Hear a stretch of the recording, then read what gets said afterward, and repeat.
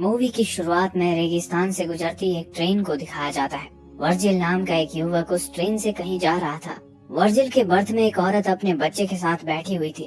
होली से वो दोनों काफी गरीब और भूखे लग रहे थे। कुछ देर बाद ट्रेन एक जगह रुकती है। वर्जिल जाने से पहले उस औरत को अपना आधा ब्रेड दे देता है। वर्जिल जिस जगह रुका था वो जगह काफी सुनसान लग रही थी। वर्जिल ने आने से पहले एक गाड़ी बुक की थी, लेकिन वो गाड़ी अब तक वहाँ पहुँची नहीं थी। तब वर्जिल वहाँ मौजूद एक इकलौते दुकान में जाता है और दुकानदार से टॉयलेट के बारे में पूछता है।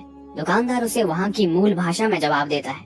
वर्जिल को उसने क्या कहा ये समझ में तो नहीं आता है, लेकिन वो अंदाजा लगाकर उस दिशा में आगे बढ़ता है। किस्मत से उसे आगे एक टॉयलेट मिलता है। टॉयलेट अंदर से काफी ज्यादा खराब होता है, लेकिन और कोई ऑप्शन न होने की वजह से वो वहीं बैठ जाता है।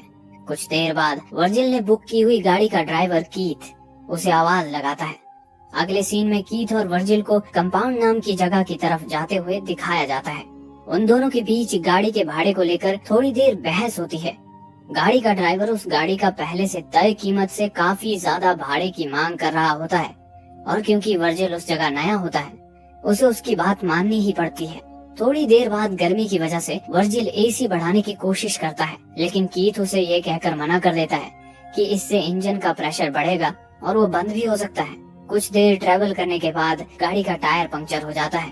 वर्जिल गाड़ी का टायर बदलने में उसकी मदद करता है। तभी उस जगह दो कुत्ते एक दूसरे से लड़ रहे होते हैं। उनमें से एक कुत्ता बुरी तरह से घायल हो गया था। कीथ उनमें से एक कुत्ते को भगा देता है और जो कुत्ता बुरी तरह से घायल हो गया था उसे एक दर्दनाक मौत देता है। टायर बदलने के बाद दोनों फिर से अपने डेस्टिनेशन की तरफ बढ़ते हैं।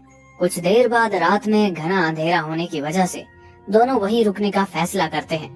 बातों ही बातों में ड्राइवर वर्जिल से कंपाउंड जाने की वजह पूछता है, क्योंकि उसके मुताबिक उस जगह बहुत कम लोग जाते हैं। वर्जिल उसे बताता है कि उसने नौकरी का एक विज्ञापन देखा था, इसलिए वो वहाँ एक नई जिंदगी शुरू करने जा रहा है। अगली सुबह दोनों उस जगह से आगे बढ़ते हैं। इस बार गाड़ी वर्जिल चला रहा था और कीथ आराम कर रहा था। कीथ सो रहा है देखकर वर्जिल एसी की स्पीड बढ़ा देता है, लेकिन उससे गाड़ी के इंजन पर प्रेशर बढ़ जाता है और गाड़ी बंद पड़ती है। कीथ को वर्जिल की हरकत समझ आते ही वो वर्जिल को काफी खरी-खोटी सुनाता है। जब कीथ गाड़ी का इंजन ठीक कर रहा होता है तब वर्जिल पास में ही टहलने लगता है। ट्रक से थोड़ी ही दूर उसे अजीब तरह के पत्थर दिखाई देते हैं। जब वो उन्हें पास जाकर देखता है तो उसे भी पत्थर असल में पत्थर ना होकर सोना है ये समझ में आता है। वो तुरंत कीथ को आवाज लगाता है। कीथ कहता है कि अगर ये पत्थर जलाने के बाद काला पड़ा तो समझ जाना कि ये कोई सोना नहीं बल्कि सिर्फ एक पत्थर है। हालांकि उस पर लाइटर से आग लगाने के बाद वो पत्थर अपना रंग नहीं बदलता है। इससे ये साफ हो जाता है कि वो सोना ही है। इसके बाद दोनों उस जगह सोने के पत्थर को बाहर निकालने के लिए वहाँ खुदाई करते हैं, लेकिन वो सोने का पत्थर काफी बड़ा होता है और साथ ही जमीन के काफी अंदर तक धंसा होता है। इस वजह से काफी मेहनत करने के बाद भी दोनों उसे हिला तक नहीं पाते। इसके बाद दोनों उस पत्थर को रस्सी की मदद से गाड़ी से बांधते हैं और उसे बाहर निकालने की कोशिश करने लगते हैं, लेकिन ये तरकीब भी फेल हो जाती है।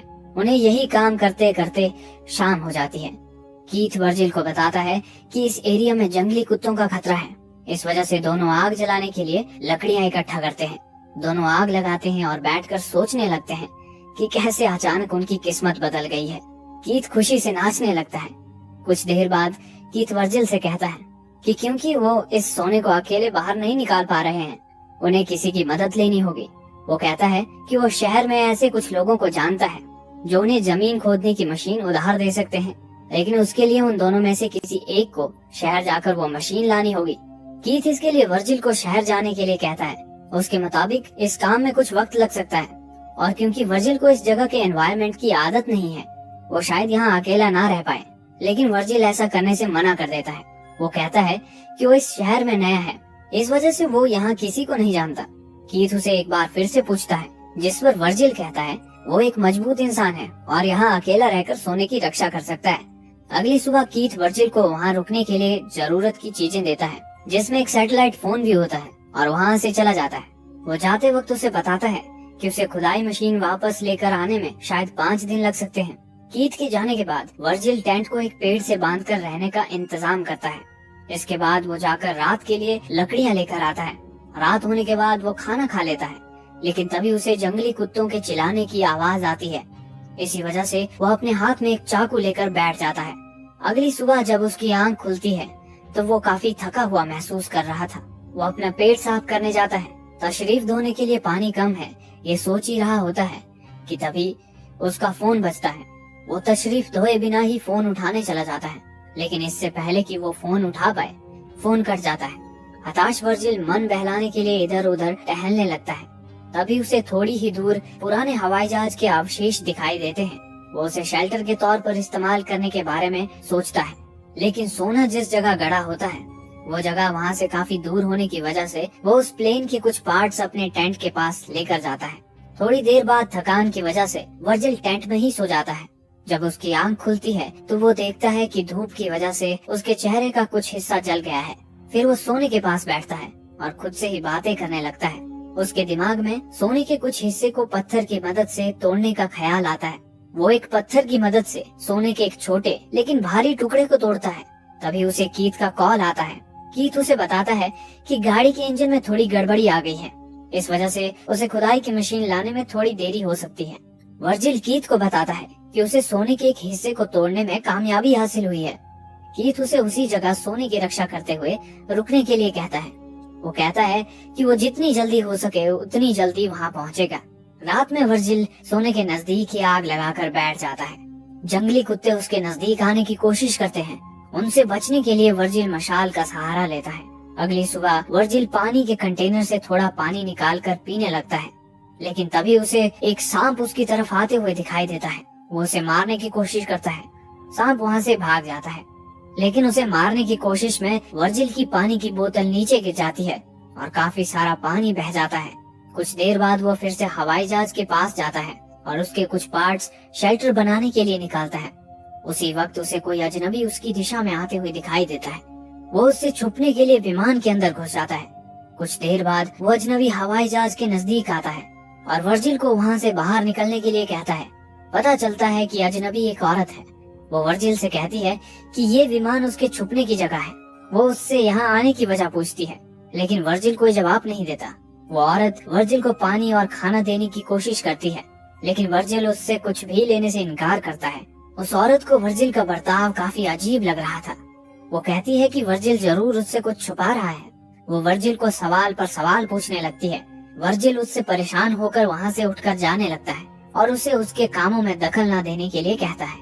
उसी बीच उस औरत को वर्जिल का शेल्टर दिखाई देता है। वो उसके शेल्टर को तोड़ने लगती है और उसे वहाँ से जाने के लिए कहती है। वर्जिल को उसकी इस हरकत से बहुत गुस्सा आता है और वो उसे वहीं पर जान से मार डालता है। इसके बाद वो उसके पास जो भी जरूरत की चीजें थी उन्हें अपने पास रख लेता है और उसके शरीर को पास ही दफना देता है।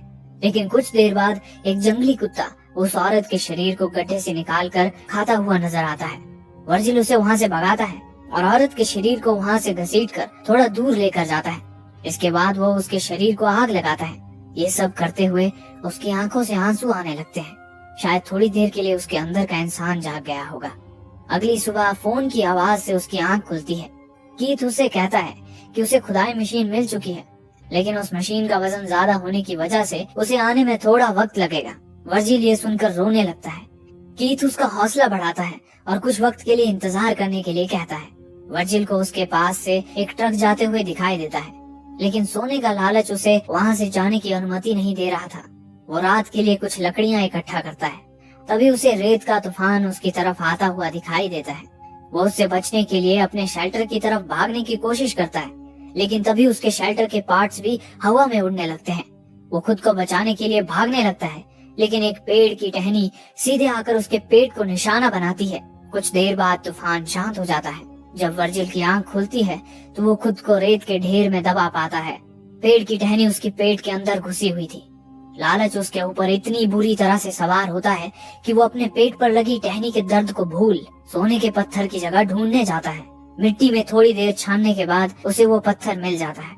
इसके बाद वर्जिल अपने पेट से टहनी को निकालता है। टहनी निकालते वक्त उसका काफी खून बह जाता है। इसके बाद वो कैन के ढक्कन को गर्म कर उससे अपने घाव को जलाकर जंतु मुक्त करता है।